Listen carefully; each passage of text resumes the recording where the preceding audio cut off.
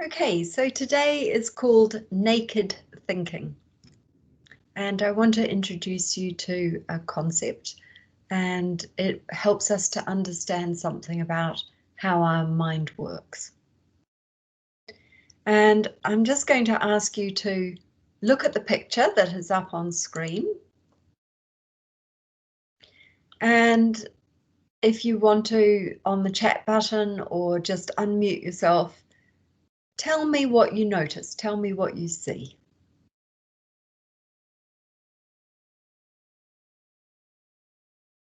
It's a bowl or vase type thing with an interesting pattern. Bowl or vase with an interesting pattern. Great, thank you. It's red glass, looks like. Red glass, thank you.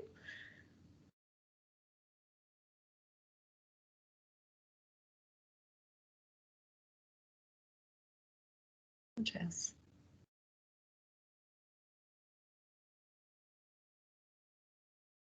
Looks like it's designed so you can pick it up, so maybe it's like a cup or something, I don't know. Looks like you could pick it up as a cup or something, so looks like it's ready to be lifted. Yeah. What else? I'll just make it a bit bigger.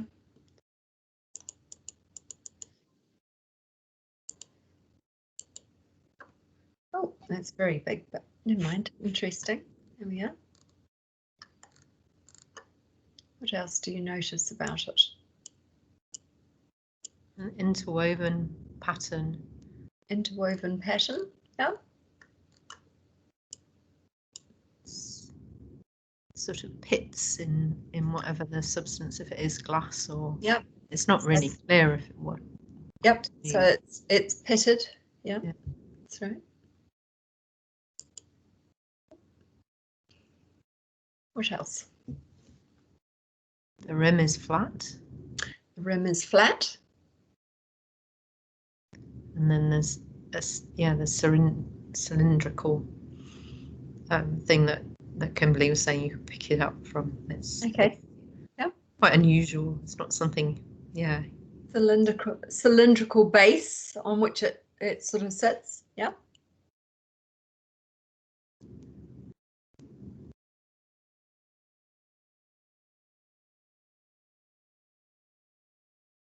Okay.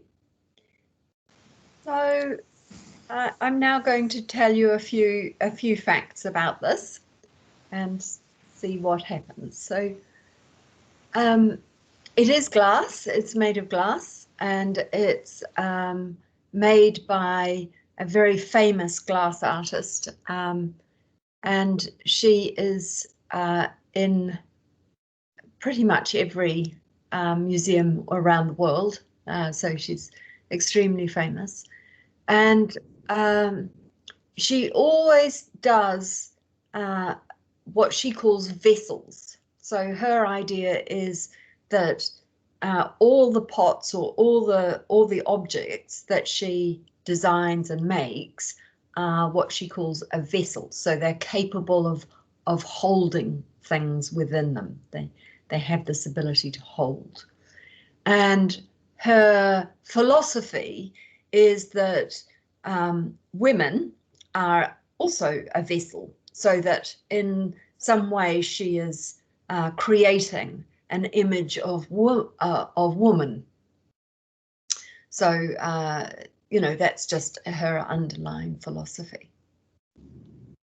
So now you know that bit of the story. What do you see now? What becomes apparent to you now? Or better still, how does your relationship to this change as a result of that story?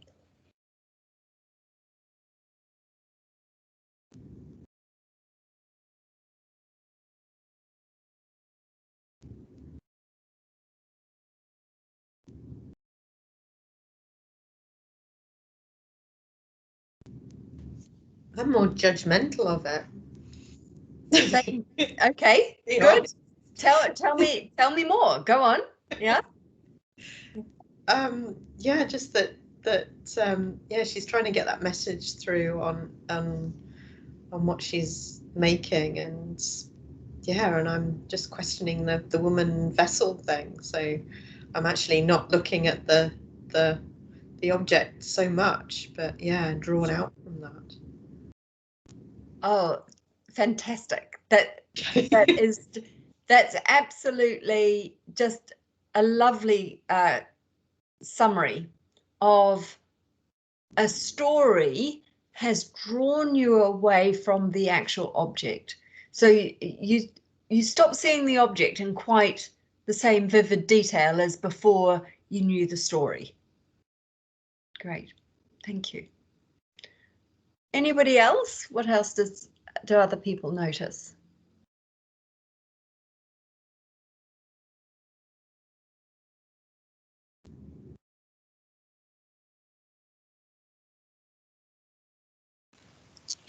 If it's sort of linked to a woman, I'm getting this feeling of cupping and holding, sort of like I don't know, like a protection thing. It's surrounding something that could be inside it, whether it be a liquid or something. Yeah, great. So the fact that I've introduced the story of womanhood allows you to see a cupping, a holding, sort of a being with a liquid or something that might be within it. Yeah, lovely. Thank you. Great. Anything else?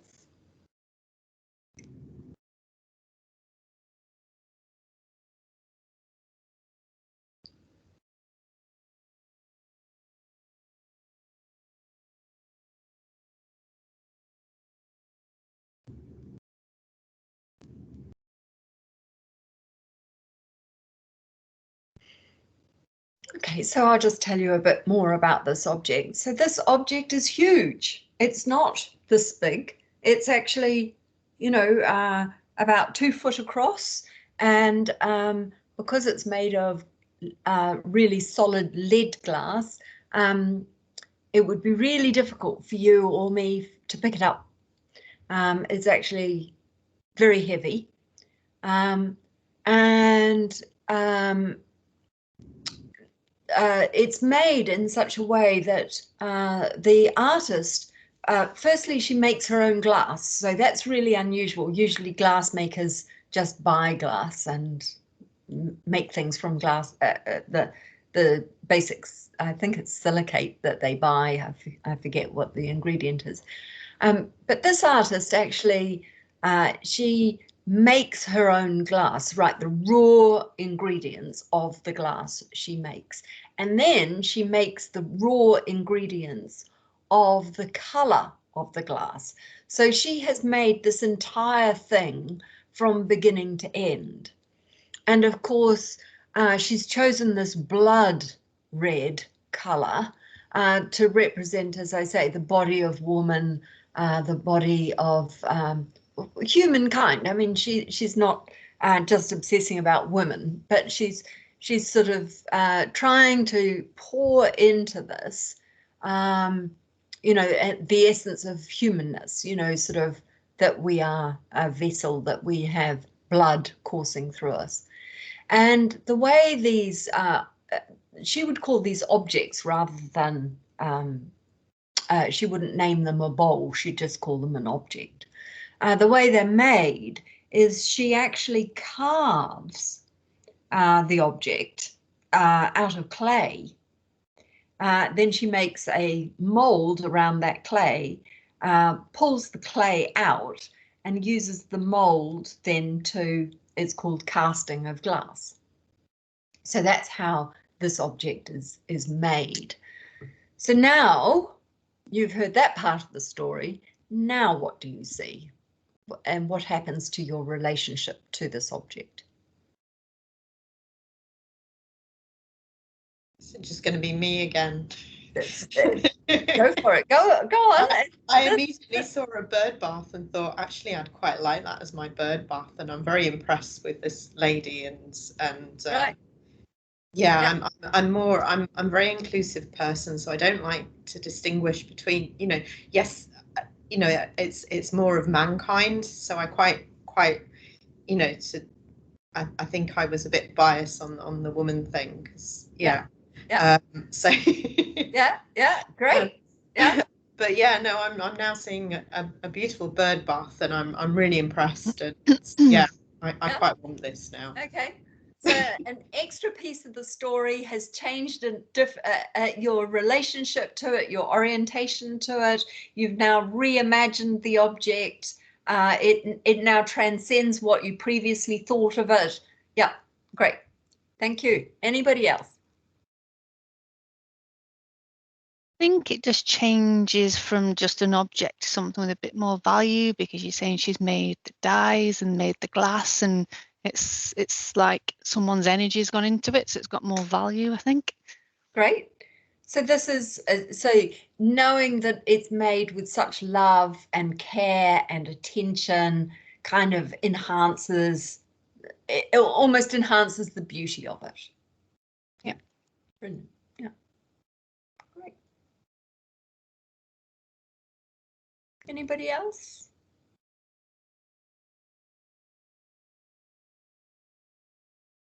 Okay, so here's the last bit of the story. So this is a New Zealand glass artist, and this New Zealand glass artist is my sister. She's the next one up in my family, and she is almost completely self-taught.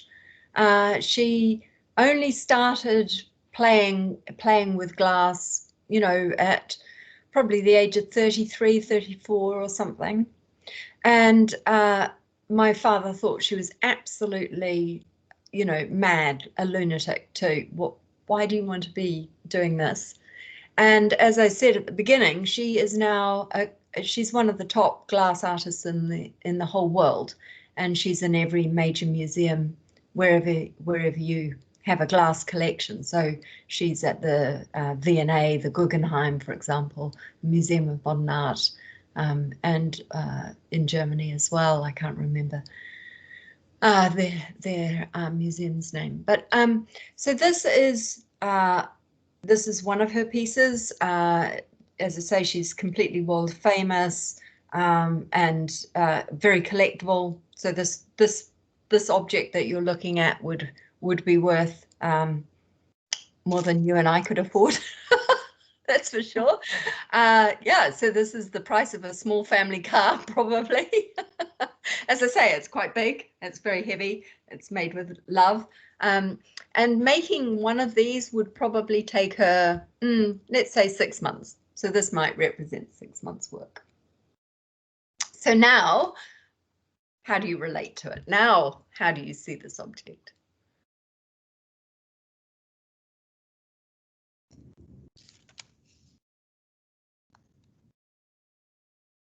I'll jump in again then. So now I'm feeling extremely embarrassed that I was so judgmental to begin with, and I just think that's absolutely incredible. And yeah, and yeah. So yeah. Okay, brilliant. Yeah. So another layer of the story adds in another perspective for you and another set of emotions for you, and and more questions, because it's like, gosh, if it takes us 6 months, how did she start? How did she approach these museums? How did she get people? Because we just saw it. I couldn't even tell it was glass because I'm so, just not seeing properly. And and to people to see that and yeah, so it's just more questions and yeah. Great. Thank you. Quick question, Jenny. Do you think if something like this, an object like this, was kind of placed in someone's home or, like you said, in a museum, how much more would it enhance that object, just kind of seeing it in its environment, basically? Yeah, I can't answer that. So you ladies, you have got to the very heart of what I wanted to talk to you about. So I'm just going to stop sharing that so I can actually see you and talk to you properly. Right, so the point of all of this is that we very rarely see anything with a naked eye. Most of us see an object or see other people through the stories we know, or the stories or the environment, or through the conjecture we make. So I've played a game with you to show you how the layers of thinking have changed your relationship to an object. The first time you saw it, you were looking at color, you were looking at texture, you were looking at shape, you were looking at, you know, some of the details of the carving and things like that. And so you were actually looking at the object. But then as I added in little bits of the story, and clearly I left the juicy bit to the last, I did that on purpose. But the reason I did that was to help you to see how layer upon layer of story changed you each time you slightly reoriented to what it was you were looking at. The thing stayed the same. It was the picture never changed. But what changed was what was going on in your head. It has no lid then. Oh, Kathy, that's brilliant. No, it doesn't have a lid. But I do have one. So was it Hermione who was asking about what would it be like if it was in a home? So I am a collector of my sister's work. I'm lucky because she lets me have a couple every now and again. Well, one every now and again. And so I have got glass pieces around my home. But I also have mischievous cats who have a habit, and these are, as you have just discovered, kind of priceless because she only makes one of any sort, and then they're all museum pieces. So I have naughty cats and naughty dogs and naughty children occasionally. So the place that my this beautiful object that I've just shown you, the place that is admired is in the toilet. In the toilet in my ensuite bathroom, because that is the place where I know there will be no children, no cats, no naughty animals. So every time I go to the toilet, I have the benefit of seeing a beautiful object, but nobody else does. And so it's really interesting that in a way, it's now part of the bathroom furniture. It's just, you know, in the loop. So it doesn't have beautiful lighting. It's not displayed as a museum piece. It's just, actually, it's kept in the smallest room in the house to keep it safe. So everything that happens is shaping and shifting our thinking. And yet we very rarely see it. So mostly we have a conversation with a person and we're not conversing with the person directly. We're conversing with our story of that person. If we are looking at a situation and trying to solve a problem, we're not looking at the problem directly. We're actually looking and trying to solve the story, our story of what that problem is, or our story of what that situation is. So most of the time, most of our thinking is through all these lenses and all these layers. And yes, please, Amanda, I can see you wanted to jump in, so please jump in. No, I just didn't put myself on Okay. mute. Sorry. Okay, that's all right. Thinking my head is spinning, and yeah, I'm seeing how my mind works. So. Oh, Catherine's just joined us. Hi, Catherine. You want to go on mute? Yeah, great. Yeah, so good. I love the fact that your head is spinning there. The reason that this is a central concept in mindfulness is we have something that we call bare attention. So that's why I've called today naked thinking, because bare attention, No problem, Catherine. You're welcome anytime. Don't worry about being late. Bare attention is what we did at the beginning. It's our bum on the seat. And I did deliberately choose bum today. Sometimes I give you feet on the floor, sometimes I do other things, but today I did bum. And you'll notice that I also said find your sitting bones and then find the chubby bits around the sitting bones. And some of you might have noticed that as soon as I did that, it started a story up in your mind about, is my bum big, or is my bum chubby, or is my bum flabby, or, you know, any of the other stories that we might have about bums. Yeah, thank you, Kimberly. I know. I'm a typical woman. I worry about the size of my bum too. But bare attention is this idea in mindfulness, which is that we go back to that very elemental way of looking at things in the way that you did. And that was a beautiful illustration when I put up the first picture of that object and I asked you just to describe the object. Then we got to the color was red, the cylindrical base, the cupping of the shape on the top, the fact that it was made of glass, the fact that it had grooves and rivulets, the fact that it had some small pitting in the glass itself. That is bare attention. That means you are not looking at that object through the story of the object. You are now looking at the object. And the great lesson from mindfulness is if we can apply that to situations, to people, to our life and to ourselves, then we see things with fresh eyes. We see things new. We see things in a way that is not apparent immediately. So I'm going to stop and just turn off the recording.